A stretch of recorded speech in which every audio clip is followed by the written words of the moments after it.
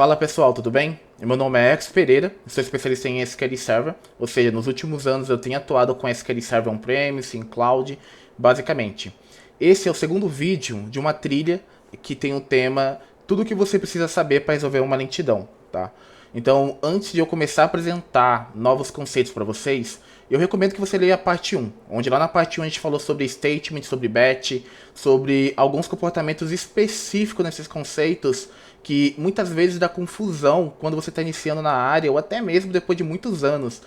Eu particularmente já vi algumas pessoas já experientes confundindo com esses termos, tá? Então eu recomendo que você leia esse artigo, tá lá no blog, já tem um vídeo sobre isso também. E o tema de hoje é dando continuidade, mas eu quero falar especificamente sobre Query Hash, tá? Então assim, antes até mesmo de ler esse artigo ou depois, eu recomendo que você leia esse artigo também, tá? Antes de você assistir esse vídeo. Porque tudo que eu tô falando aqui já está escrito nesse artigo que está lá no blog publicado, tá?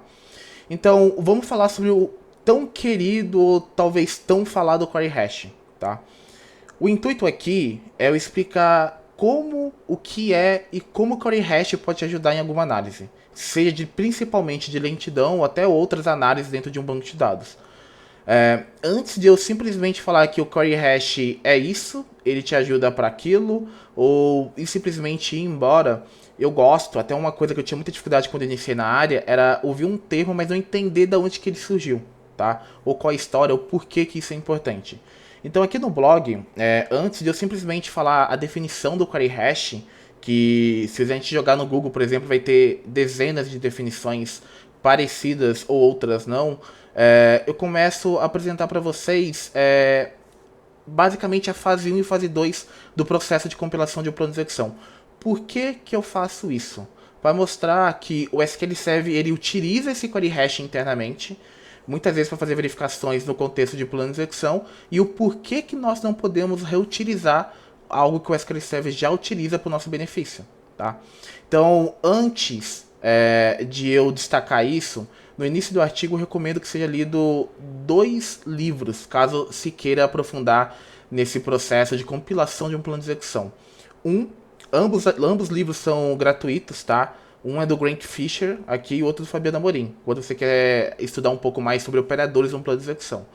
Muita coisa do que eu estou falando aqui é dessa primeira recomendação aqui do livro do SQL Server Execution Plan, tá?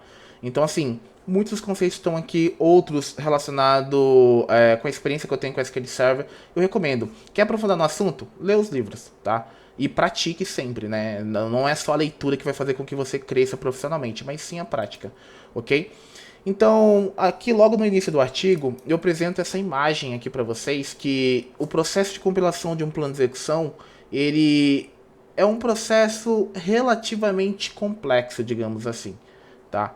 Porque é verificado várias coisas. Mas por que eu estou falando sobre isso? Que cada fase do processo de compilação, por exemplo, o query parse que faz a verificação da sintaxe de uma query, por exemplo, eu começo a descrever aqui que se você executar, escrever uma query que está com o nome de uma função errado, por exemplo, um snu faltando uma letra, ou um select faltando uma letra, ou qualquer outra sintaxe estiver errado, a responsabilidade de identificar esse erro, que a gente vê aquela mensagem de erro ali na nossa interface do SSMS, é a primeira fase do processo de compilação do plano de execução. É o query parse, ele que faz essa verificação, tá?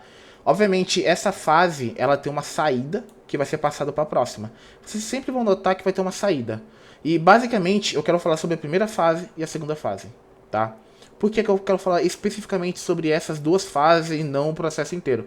Primeiro ponto é que a ideia do artigo é explicar sobre o Query Hash e não sobre o plano de execução, tá? Esse é o primeiro ponto. Mas por que então que eu estou falando isso? Porque eu quero mostrar para vocês que o Query Hash ele é gerado aqui na segunda fase, na saída dele aqui do Query Process Tree, tá? Aí de novo eu quero ressaltar muito bem. Se quer entender um pouco mais a fundo sobre isso, leia os livros que eu estou recomendando. Não estou dizendo que não existem outros livros. Esse é um livro que eu trago recomendação, mas leia sobre artigo, leia sobre outros livros, assista vídeos de outras pessoas, enfim, se você quer aprofundar nesse assunto, tá? O Query Hash, ele é gerado aqui. Basicamente isso, tá? Então, o que eu falo aqui? Eu começo a dar exemplo do Query Parsing, tá? Então, por exemplo, quando a gente escreve uma query errado, tá? Eu já vou mostrar isso ali no banco de dados. a responsabilidade de identificar que isso está errado é o parsing do processo de compilação do plano de execução. A fase 1. Se a gente for bem otimista, digamos assim, faz total sentido. Não tem por que compilar um plano ou tentar compilar um plano, que muitas vezes é uma atividade complexa para o otimizador de consulta, o SQLOS, ali Optimizer, sendo que poderia ter sido verificado que não pode compilar o plano porque tem uma sintaxe errado, tá? Simplesmente porque o banco de dados ele não pode tomar uma decisão achando que é isso, né? Lembrando que banco de dados, tecnologia no geral, é exata, e o SQL Server é uma linguagem de programação, tá? Aí o que eu começo a citar sobre isso? Eu dou um exemplo disso, tá? É um erro de sintaxe. Logo em seguida eu falo que essa fase aqui leva o parse tree também para a próxima fase. A cereja do bolo está aqui na segunda fase, que é o query bind. Eu começo a mostrar para vocês que se a gente for resumir muito essa fase do processo de compilação de um plano de execução, que é o query bind, ele basicamente a gente pode chamar ele de simplificador, tá? Como assim e por que eu tô dando essa palavra? Não é um termo oficial, tá, pessoal? Porque sabe quando a gente coloca um select asterístico numa query, ou a gente cria uma view e lá embaixo da view a gente simplesmente chama a view? A responsabilidade de fazer um bind, ou seja, expandir os objetos, identificar o que tem ali, por exemplo, quais são todas as colunas que tem nessa view, de quais tabelas, é o calling bind. Tá? Ele faz um bind dos objetos, ele verifica quais tabelas essa query está acessando, quais colunas estão no output do select e assim por diante. Aí, para ser um pouco mais prático além disso, eu dou um exemplo de um sinônimo, tá? De um synonym. Por que eu falo isso? Isso acontece muito quando você tem um banco muito grande. Então, por exemplo, o que é um sinônimo? Assim também como na língua portuguesa, um sinônimo é quando tem duas palavras palavras diferentes com o mesmo significado ou semelhante. Então, por exemplo, sinônimo de bonito talvez seja belo, tá? Só pesquisar no Google aí sabe que vai ter uma definição muito mais concreta que isso.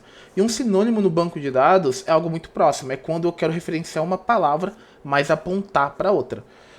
Lembrando que eu vou mostrar isso aqui no banco de dados, estou fazendo alguns comentários do artigo, tá? Basicamente, como assim? Eu quero que referenciar, quando eu fizer um select asterisco from cliente, eu referenciar de uma tabela que está em outra instância, mas eu não quero colocar sintaxe de cross database, ou seja, linked server, banco de dados, esquema em tabela. Eu quero criar um sinônimo para quando eu referenciar a palavra cliente, eu referencio todo esse objeto aqui, tá?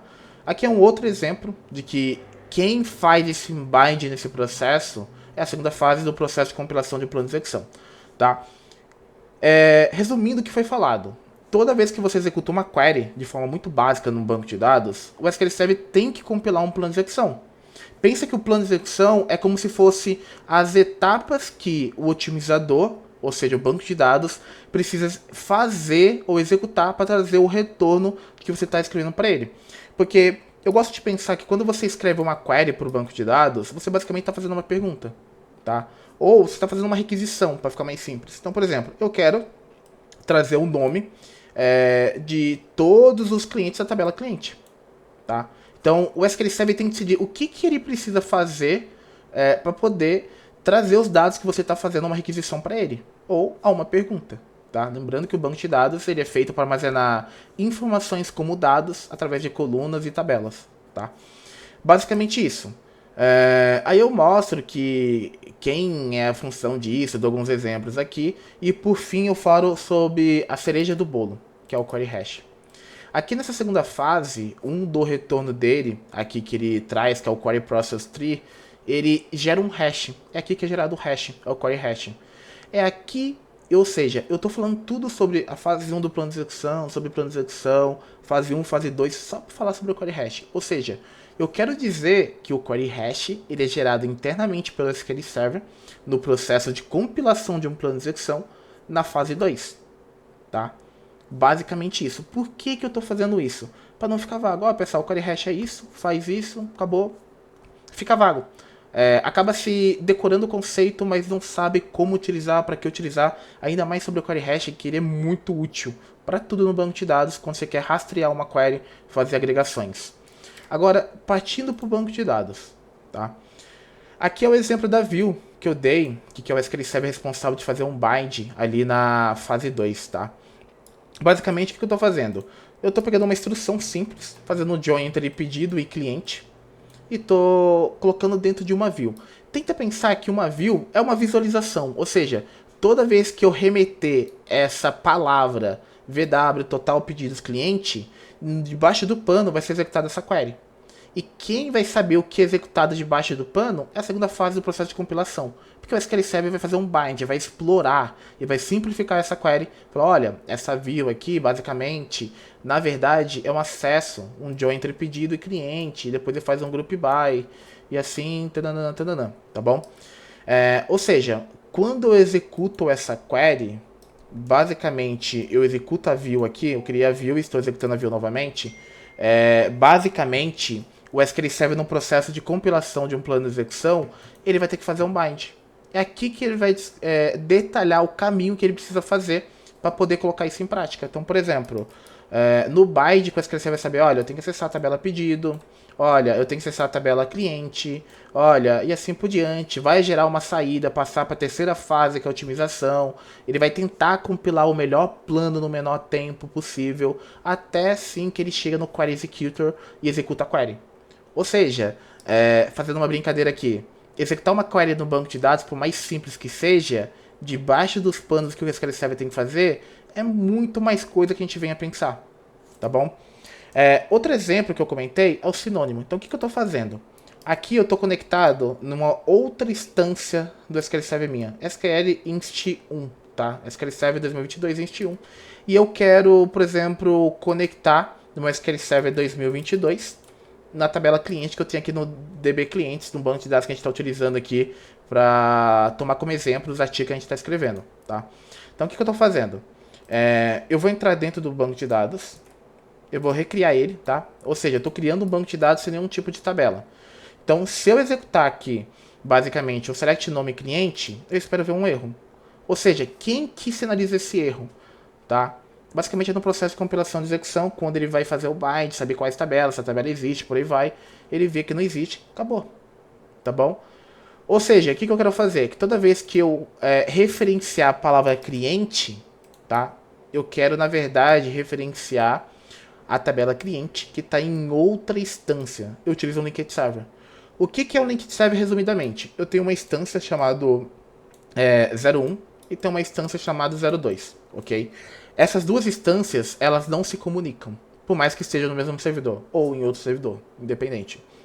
Se eu quero fazer uma conexão entre essas duas instâncias, eu tenho que usar uma feature no SQL Server chamado Linked Server, tá?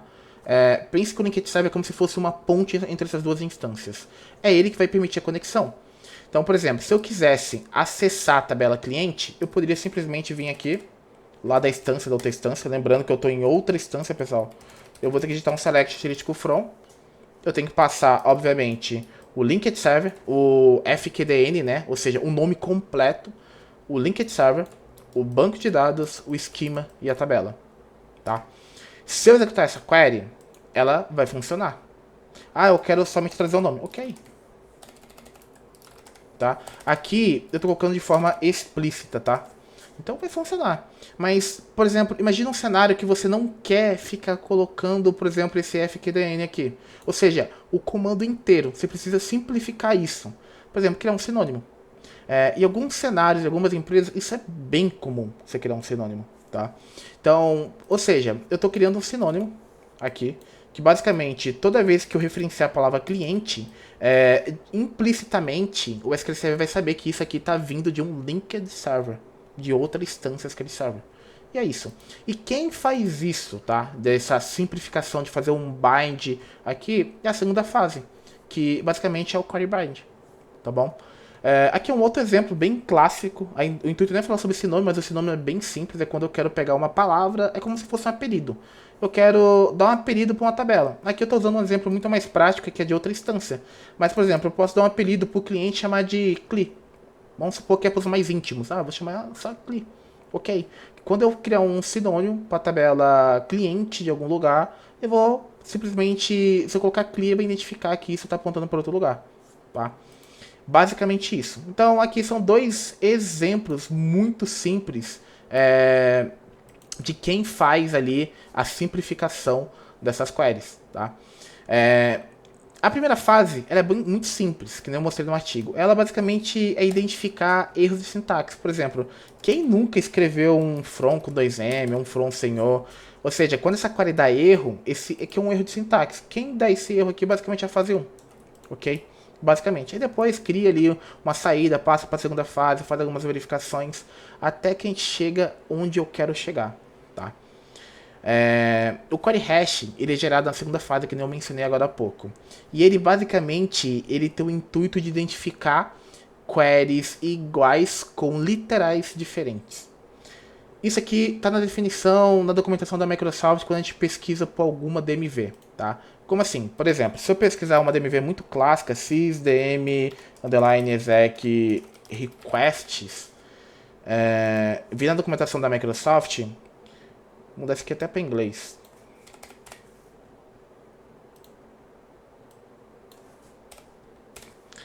A gente procurar por query hash, ele vai dar essa mesma definição pra gente, tá? Ou seja, várias DMVs do SQL Server tem essa saída de query hash. O SQL Server internamente utiliza esse query hash e é aqui que eu quero chegar, mostrar qual é a importância desse cara e como que ele pode nos ajudar. Para eu explicar isso e deixar muito mais claro, assim como eu escrevi no artigo, eu pego duas queries bem simples. A primeira query, eu quero trazer todas as colunas da tabela cliente onde o nome é igual a Hércules. Eu estou colocando esse end 1 igual a 1, que na verdade sempre vai ser verdadeiro, simplesmente para impedir um processo de parametrização do SQL Server. Tá? Eu quero trazer um exemplo. Se eu não quisesse colocar esse 1 igual a 1, eu só precisaria colocar, por exemplo, o inner join aqui com um pedido para mostrar para vocês que geraria uma complexidade na query e não precisaria parametrizar. Eu não quero falar sobre parametrização agora. Eu só não quero que o SQL Server faça um comportamento que eu não quero que aconteça agora. Tá bom? Ou seja, eu quero saber todos os dados do cliente Hércules. Tá? E eu tenho uma segunda query que eu quero saber todos os dados do cliente Lucas.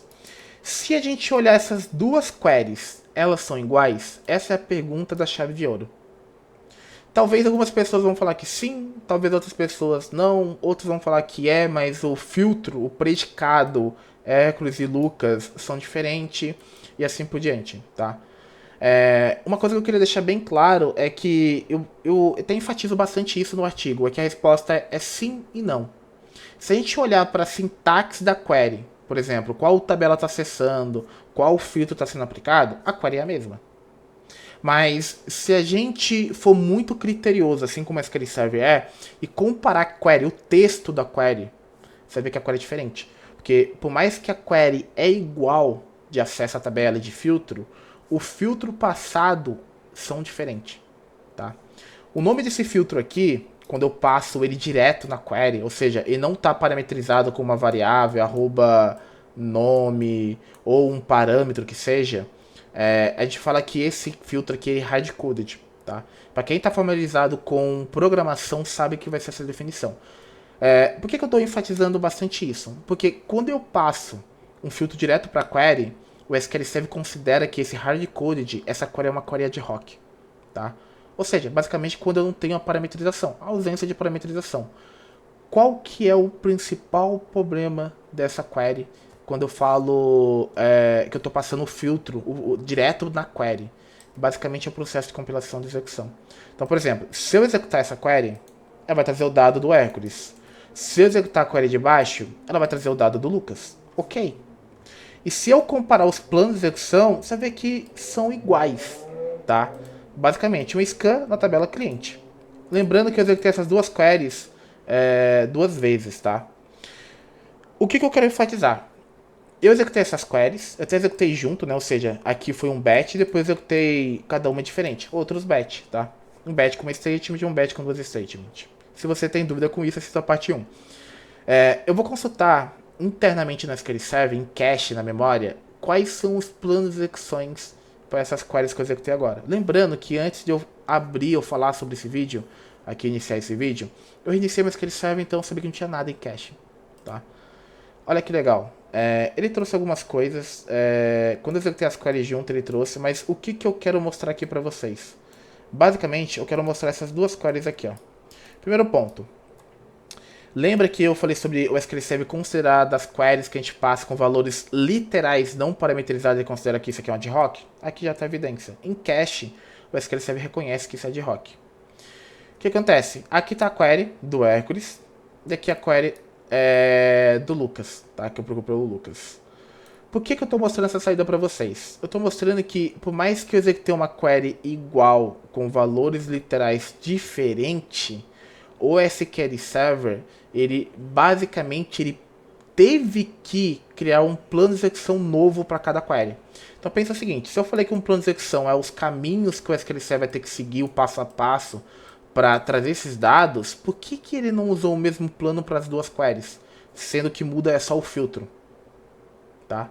A resposta é bem simples, ele não consegue reutilizar o plano, esse mesmo plano para essas duas queries, 1 e 2, um para o Hércules e um para o Lucas, porque o texto não é igual. Tá? E como é que ele faz para saber que o texto não é igual? Ele usa o query hash internamente. Tá? Eu até faço um comentário no blog que foi coletado do livro de plano de execução, que é o seguinte: para um plano de execução ser aproveitado para as queries, é um conjunto de 4 coisas principalmente. Existem outros fatores que podem influenciar a não utilização do plano de execução, mas, primeiro de tudo, o query hash tem que ser igual. Tá? Aqui a gente sabe que o query hash é igual. Segundo ponto, set option. Set option tenta pensar que é uma configuração do contexto de sessão. É igual. Nesse caso eu sei que é igual porque eu executei na mesma sessão. Então não mudei nada. Nenhum set ANSI-NU, nenhum set arithbot, nada. Então eu sei que é igual. Ok, duas coisas igual. Terceira coisa, DBID. O contexto do banco de conexão da execução da query tem que ser igual. Eu sei que é igual porque eu executei na mesma sessão. Tá? E a quarta e última coisa, basicamente que tem que ser igual, é o texto. E se a gente olhar, comparar o texto da query aqui, vai ver que é diferente. Porque eu estou passando uma hora Hércules, outra hora Lucas. Tá? Então, o que o SQL Server teve que fazer? Compilar plano de execução novo. E como que o SQL Server identificou ou buscou saber se tinha um plano de execução em cache? Porque quando executei o X a primeira vez, ele teve que compilar um plano. Na segunda vez, já tinha um plano compilado para o X. Por que não reaproveitou? Ele identificou que tinha um plano para uma query semelhante, através do query hash, tá? Na memória. Mas só que ele não conseguiu aproveitar porque o texto é diferente. Ah, mas como é que eu sei que o texto é diferente? Porque se eu olhar o plan handle, você vai ver que o plan handle é diferente entre as duas queries. Se a gente for literal, por exemplo, a B aqui é 11, é diferente. Se o plan handle é diferente, por mais que visualmente a visualização gráfica é igual ao plano, mas ele teve que compilar o plano duas vezes, ou seja, os planos são diferentes que o SQL teve que fazer. Ah, legal, mas qual que é o problema de compilar um plano duas vezes? Você gasta o CPU, tá? O intuito não é falar sobre isso hoje, mas existem vários cenários que a compilação de plano de execução, quando tem muita query de rock, com valores literais e não parametrizados, pode causar um alto consumo de CPU no servidor. Legal, sei tudo isso, mas o que isso me ajuda? Tá? E por que você falou tudo isso só para falar sobre o query hash? Primeiro ponto, eu quis expressar muito, dar muita ênfase que internamente o SQL Server utiliza o query hash para identificar os planos de execução da memória para uma query específica. Mas só que ele não conseguiu reaproveitar porque um dos 4 pilares estavam diferentes, que é o SQL texto. Mas o que isso nos ajuda? Se o SQL Server utiliza isso a seu favor, ou seja, para procurar queries iguais com valores literais diferentes, por que não a gente não pode reutilizar esse conceito para o nosso favor? Tá? Comentário. Essa query de cima aqui, ela foi criada pelo Linked Server que eu executei da outra instância para consultar aqui, por isso que ela está em cache. E essas outras duas queries aqui é do batch que eu coloquei quando eu executei duas vezes, tá bom? Vamos lá. Aí lembrando, tá? Como é que eu sei que o SQL Server não está reutilizando os planos de execução? Então repare no X. Eu vou executar ele mais 3 vezes aqui. 1, 2, 3. Se eu consultar o plano de execução, eu sei que 1 mais 3 pro Hércules, ele usou o plano de execução do Hércules, obviamente. Ou seja, eu só vou conseguir reutilizar esse plano de execução compilado por Hércules se eu executar a query exatamente com o mesmo texto e os outros 3 conceitos que já estavam igual. Caso contrário, se eu mandar um terceiro parâmetro, mudar aqui, por exemplo, para Fernando, você vai ver que ele vai ter que compilar um novo plano de execução. E como que ele identifica esse novo plano de execução na memória? Através do query hash e outros conceitos, tá? Isso aqui lembrando que é o básico que eu quero mostrar. Repare que ele teve que compilar um novo plano de execução. E se a gente compilar todos os plan handle aqui, você vê que é tudo diferente. Ah, parece igual, parece, mas alguma letra vai estar diferente. É só tirar um print, pausa o vídeo, dar uma olhada ou até teste na sua máquina. Os scripts, pessoal, lembrando que eu sempre disponibilizo isso lá no artigo, tá? Então, baixe o script, brinque na máquina de vocês, testem, mostre, evidencie isso, que é assim que vocês vão aprender, não fique somente na teoria. Aí, legal, sei tudo isso. Qual que é a ideia? Então, imagina um cenário que eu queira identificar, por exemplo, a quantidade de execução de queries. E eu acabei de mostrar para vocês que quando eu mudo o valor literal, ele basicamente tem que compilar um plano novo e não agrupa internamente. Mas se executar a mesma query, agrupa. Mas, por exemplo, imagine que eu queira responder a pergunta: quais queries que acessaram a tabela cliente com filtro nome, quantas vezes elas foram executadas? Tá? E se a gente para pensar, queries iguais com filtros diferentes, mas como é que eu faço para agrupar isso? É aqui que entra o query hash, tá? Então, se alguém pensou, vamos usar o group by. Ok, vamos usar o group by. Se eu agrupar aqui, você vai ver que não ajudou muita coisa. Por que não ajudou muita coisa? Porque, basicamente, as queries que estão com filtros diferentes, seja Hércules, Fernando, Lucas, eles não foram agrupados porque, de fato, são diferentes. Se a gente for criterioso, essa query não é igual à query de cima, o texto da query. Assim como SQL Server, ele é criterioso nesse contexto. Então, eu não vou conseguir agrupar. Como é que eu resolvo isso para agrupar? Ou como é que eu quero saber quanto que essa query semelhante aqui com filtros literais estão gastando de leitura, CPU do meu ambiente de banco de dados está gastando? Como é que eu faço isso? Tá? Talvez algumas pessoas vão pensar, legal, eu posso limitar os caracteres. Se eu sei, por exemplo, que o filtro da query ela tá no final, eu posso, por exemplo, procurar até aqui, ó. O resto eu ignoro. Ok, funciona. Eu posso usar uma função chamada left. Beleza? Essa função left eu consigo desconsiderar o resto do texto, considerando só da esquerda para a direita a quantidade de bytes que eu coloquei. 20 eu vou considerar 20 assim por diante. Tá? Então é isso daqui.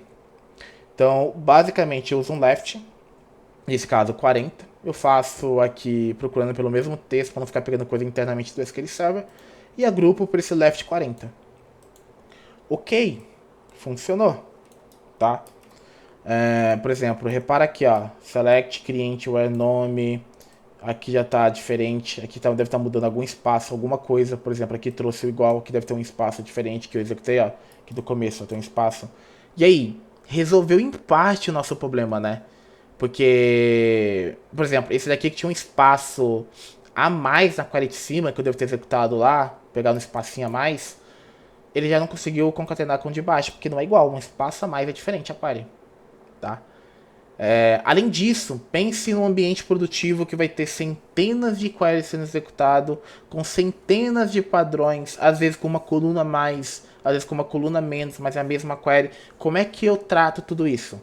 Se a gente for criterioso, não tem como tratar tudo isso. Sempre haverá uma brecha que não tem como fazer, tá? Então, o que eu estou dizendo? Se você utiliza a função left para poder fazer isso, sem problema nenhum, você pode utilizar, tá? Mas a dica que eu quero deixar aqui é por que a gente tem que tentar tratar isso de forma manual, através de um left, ou se você tem outra ideia, outra estratégia de fazer isso, até comente aqui no vídeo. Por que eu tenho que fazer isso manualmente se eu posso usar um conceito de query hash do SQL Server que ele já utiliza isso? Porque a partir do momento que a gente começa a entender esse conceito de query hash, vai facilitar a nossa vida em muita coisa, tá? Então, por exemplo, a ideia é, ao invés de eu fazer um left, por que não agrupar para o query hash, tá? Eu posso simplesmente fazer um agrupamento e depois pegar esse hash e saber qual que é o texto. Eu nem precisaria aqui dessa DMV aqui, se vocês terem uma noção. Eu só estou usando dela para pegar o texto de imediato, porque eu estou fazendo um filtro.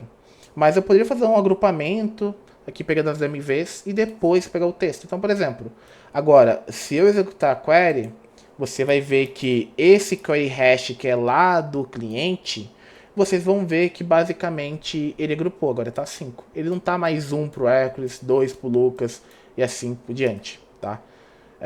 Vamos adotar esse query hash? A gente vai buscar em cache aqui já já, tá? O que eu tô falando? Se eu quero agrupar queries ou identificar execuções de queries que são semelhantes, mas com literais diferentes, eu posso usar esse conceito de query hash.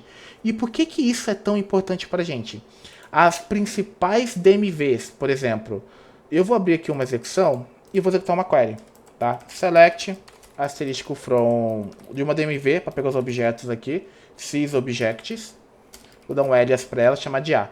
Se eu pegar esse cara, tá? Eu vou fazer uma query bem feia aqui só para demorar, tá? Fazer um cross join, produto cartesiano entre elas. Ou seja, eu quero pegar o conjunto, todas as linhas da minha tabela da esquerda e cruzar com todas as linhas da tabela direita. Ou seja, B ao quadrado, que é o produto cartesiano, tá bom? Eu vou fazer aqui uma query bem feia para demorar. Beleza? Eu espero que vai demorar. Se eu consultar várias DMVs, por exemplo, eu quero saber qual é a query que está executando agora na minha CPU. A sysdm, sysdm exec requests.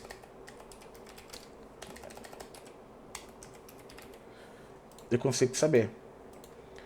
Nossa, trouxe bastante coisa. Porque trouxe coisa interna do SQL Server. Então vamos fazer um filtro aqui. Eu posso procurar por CSID maior que 50, que todas as sessões menor que 50 é interna do SQL Server. Ou eu posso procurar por uma DMV. Tem uma aqui, ó. User. Tem uma coluna que eu consigo pegar o pool. Não tô lembrando o nome aqui. Mas não. Independente. Vamos procurar por CSID maior que 50. Beleza? Eu sei que já vou eliminar a maioria dos processos do SQL Server. Não significa que existe exceções maiores que 50 que não seja do SQL Server, tá? Por exemplo, aqui é a seção 52 que eu estou executando aqui. Aqui eu consigo, por exemplo, saber que a seção 52 ela está executando, tá? Que é um select. Olha só quem tem aqui nessa DMV, que nem eu mostrei para vocês agora há pouco.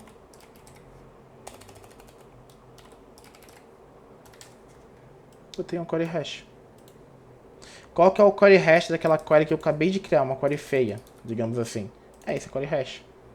Então, se eu procurar por esse query hash em outras DMVs, por exemplo, saber quais planos de execuções tem em cache, por esse query hash eu consigo saber, fazendo join com outras DMVs.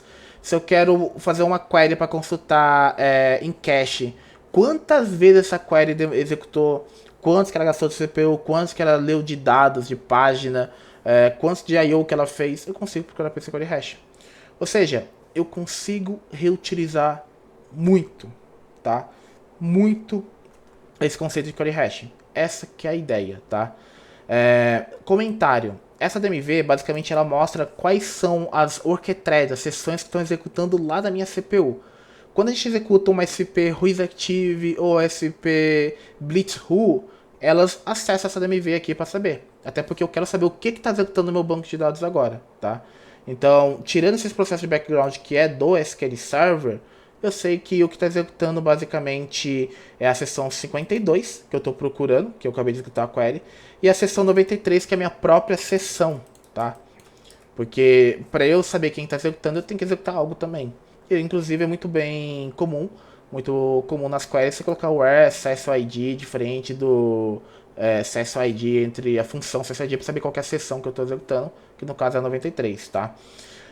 Não vou entrar muito em detalhe aqui sobre essa DMV, mas ela tem muitos dados. Então, basicamente, essas DMVs são a RuizActive e a SP BlitzRu, utilizam ela somente para simplificar a nossa vida. Lembra dessa agregação que eu fiz procurando pela query, que ele trouxe esse query hash que eu mostrei para vocês, que afinal eu sei que foi executado 5 vezes? Eu salvei aqui, então 90C no final. Agora eu vou pegar basicamente aquela query padrão para saber quais são as queries que estão em cache, tá? Aqui trouxe esse resultado. Reparem que as queries que tem o conjunto de dados diferente aqui, por mais que ela teve que compilar um plano de execuções diferente para ela, repare o query hash dela. Internamente, o SQL Server gerou um hash, essas queries são iguais. Então teve que gerar o hash igual aqui para ela. Então, se eu procurei por Hércules, por Lucas, por Fernando ou qualquer outro nome, mas a query é igual ou semelhante, somente com os filtros diferentes, ele gerou o mesmo hash. Então, se eu contar essas entradas, vocês vão ver que são 5, assim como eu fiz o count lá. Então, a partir desse hash, eu podia usar outra DMV para pegar o texto, simplesmente. E eu não tenho que ficar preocupando fazendo um left, eu tenho que ficar preocupando em tratar esse dado, talvez colocar em temporária, faz de lá, faz pra cá. Não precisa, é só usar o conceito de query hash. Então, a dica desse artigo basicamente é: utilize o query hash para identificar queries semelhantes dentro do banco de dados, assim como a própria documentação da Microsoft fala que essa coluna faz. Por que ela é importante? Daqui para frente, nos próximos vídeos, vocês verão que essa coluna é muito importante e facilita a gente identificar queries ou queries em outros recursos. Então, por exemplo, eu quero identificar uma query, pegar do Extend Event e procurar ela no Query Store. Eu consigo utilizar o query hash. Eu quero pegar do Query Store e fazer um filtro no Extend Event. Eu posso utilizar essa query. Tá? E assim por diante. Então, o conceito de query hash facilita demais a nossa vida quando a gente quer fazer agregações, fazer buscas por queries iguais ou semelhantes, tá bom? Pessoal, basicamente é isso. Espero que tenha ficado claro. Caso tenha surgido alguma dúvida, caso queiram fazer algum comentário, comente aqui no vídeo, comente lá no post do LinkedIn, que já foi feito, ou até mesmo mande uma mensagem para mim no LinkedIn, no e-mail. A ideia é compartilhar conhecimento, tá? Lembrando que é uma trilha, então eu recomendo que assista a parte 1, parte 2. Eu espero gravar uns 5 a 7 vídeos somente desse tema, que é tudo que você precisa saber para resolver uma lentidão. Então continue assistindo os vídeos, continue interagindo. Se você quer que eu escreva algo específico que você talvez tenha dúvida, me mande uma mensagem que eu posso verificar isso, escrever um artigo e gravar um vídeo no futuro. Espero que tenham gostado e tamo junto.